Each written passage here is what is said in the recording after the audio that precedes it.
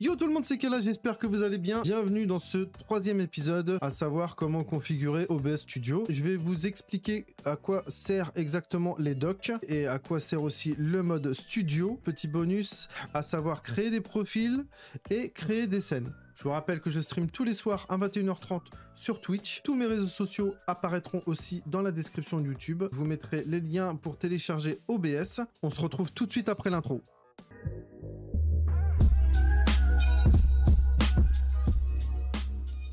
De retour les potes, là on va commencer par créer des docks. Des docks c'est tout simplement des petits... Hop, vous allez dans Afficher, vous allez dans Dock, et en fait vous pouvez créer des docks, c'est-à-dire des scènes, c'est-à-dire vous pouvez faire apparaître le chat sur votre OBS, vous pouvez faire apparaître les infos live. Donc là vous allez dans Dock, on va essayer de faire apparaître le chat. On va le faire ensemble parce que moi c'est déjà créé. Vous allez dans Dock, ensuite vous allez dans Dock Internet personnalisé. Et là vous allez, donc moi c'est déjà fait, vous allez dans votre Twitch. Vous cliquez sur votre nom de profil, paramètres du chat. Ensuite, vous la mettez en chat fenêtré. Une fois qu'elle est en chat fenêtré, là, vous cliquez ici sur le lien, vous faites un copier-coller. Vous pouvez tout supprimer. Et ensuite, vous faites à nouveau, vous mettez par exemple chat. Et à droite, vous cliquez CTRL-V pour coller le lien. Et vous faites appliquer. Une fois que vous faites appliquer, ça va s'enlever. Vous retournez dans Afficher, Dock, et là, vous avez votre chat. Pour le faire apparaître, vous cliquez dessus, et là, par magie, regardez, hop, vous avez votre chat qui apparaît directement sur OBS Studio. Une fois que c'est fait, vous l'avez en blanc, vous cliquez sur la molette, vous faites quitter les paramètres de modérateur, et là, vous faites mode sombre activé, et vous avez le mode sombre qui est beaucoup plus joli. Une fois que le chat est fait, vous pouvez aussi faire pareil pour les infos live. Afficher, Dock, Dock personnalisé, vous allez dans votre Twitch, vous allez en haut à droite, vous cliquez, vous allez dans tableau de bord des créateurs, et là vous avez, généralement c'est sur cette fenêtre là que je me mets quand je fais mes streams. Vous avez ici modifier les infos du live, si vous ne l'avez pas, pas de problème, vous cliquez ici sur modifier les statistiques, et là vous allez avoir une fenêtre qui apparaît où vous pouvez rajouter ou enlever directement, par exemple je vais l'enlever, et là vous pouvez rajouter, modifier les infos du stream. Vous faites OK, et là vous refaites la petite croix juste ici, et voilà, et la fenêtre est ici. Une fois que c'est fait, vous faites les trois petits points, vous faites pop-up, et là la fenêtre des infos apparaît, comme tout à l'heure pour le chat, vous faites CTRL-C, vous supprimez tout, vous fermez tout, et là comme d'habitude vous mettez info live, et à droite vous faites un CTRL-V,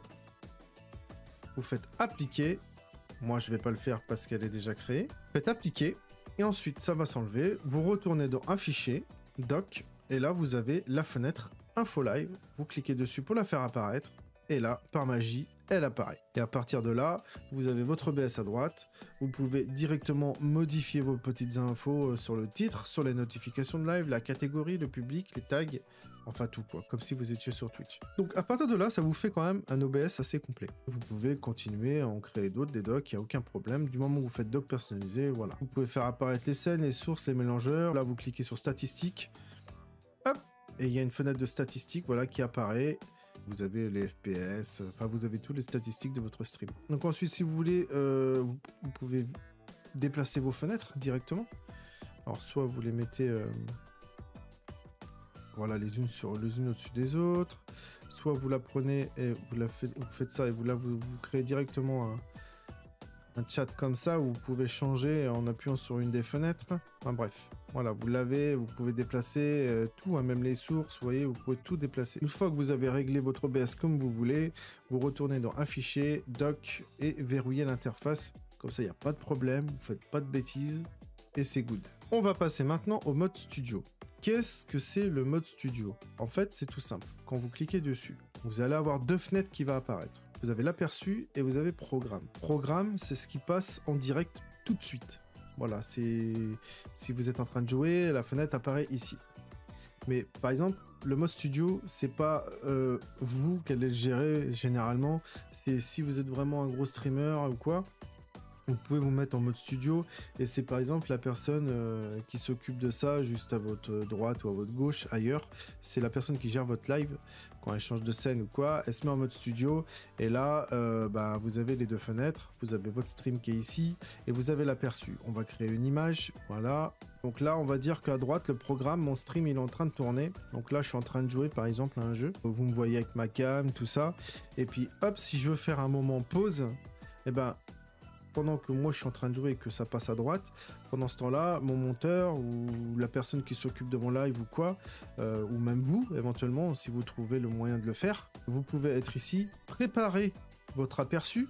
Par exemple, là, vous faites ajouter, vous voulez, comment ça s'appelle, faire un texte aussi, voilà, on va faire un texte, hein, on va tout faire propre. Voilà, vous mettez des couleurs, comme je vous ai expliqué dans la vidéo précédemment. Vous le mettez ici, attendez, je vais juste mettre une petite couleur quand même, parce que en blanc, c'est pas très voyant. Voilà, une fois que vous avez préparé votre scène et que moi je suis là, je suis en train de stream, puis là d'un coup je dis, il y a une nouvelle vidéo qui est sortie sur mon YouTube, n'hésitez pas à aller la voir.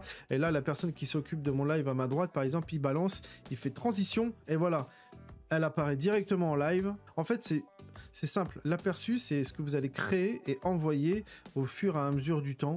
Faire des pubs, faire apparaître juste un texte, faire apparaître une image. Après, vous pouvez faire des coupures. Vous pouvez faire donc des coupures, c'est fondu en fond noir. En fait, le mode studio, c'est ça. C'est juste, on crée à gauche et on envoie à droite, en fait. C'est ça le mode studio. Le petit bonus que je vous avais dit dans la vidéo, donc on peut créer des profils et on peut créer des collections de scènes. Quand on ouvre OBS pour la première fois, vous créez votre profil. Voilà, moi j'ai appelé mon profil live, vous pouvez créer votre scène. Moi j'ai appelé ma scène streaming. Voilà, quand je suis en live et en streaming, je me mets en profil live et je me mets en scène, en collection de scènes streaming. Le profil c'est quoi? Là j'ai créé tuto. Dedans, tous les réglages de paramètres que je vais enregistrer dans le profil tuto seront adaptés pour le profil tuto. Si je reswitch sur un autre profil, les réglages des paramètres qui se trouvent ici ne seront pas les mêmes. Je vais vous le montrer.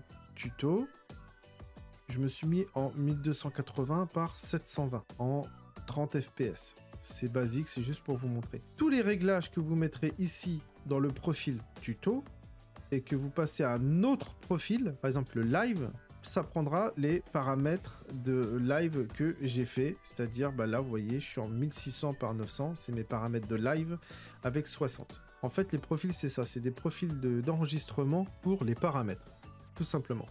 Mais par exemple si vous faites des lives sur plusieurs plateformes, vous pouvez créer live YouTube. Et dans le profil live YouTube, vous faites les réglages qu'il faut pour YouTube. Parce que entre les réglages de YouTube et les réglages de Twitch, c'est pas pareil. Vous savez que dans Twitch, vous pouvez monter qu'à 6000 de bitrate. Vous pouvez pas aller plus haut. Twitch ne l'autorise pas. Tandis que YouTube, vous pouvez monter à plus de 10 000, je crois, quasiment 20 000, ça, je ne dis pas de bêtises, au niveau du bitrate. Donc vous voyez, c'est pas les mêmes réglages. Il suffit de faire un profil, vous faites vos réglages pour YouTube, et après, si un jour vous faites un live sur Twitch, vous revenez, vous cliquez sur Live Twitch. Si vous faites un live sur YouTube, vous cliquez sur Live YouTube. Si vous faites un enregistrement vidéo YouTube, vous cliquez sur, par exemple, là, moi, tuto ou enregistrement, enfin, ce que vous avez mis. Le profil sert à ça, juste à sauvegarder les paramètres. Ensuite, vous avez la collection de scènes. La collection de scènes, c'est quoi?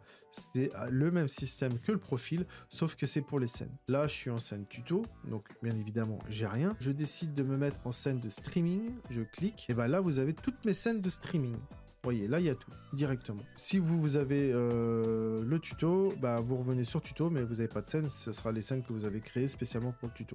Bon, j'espère avoir été clair.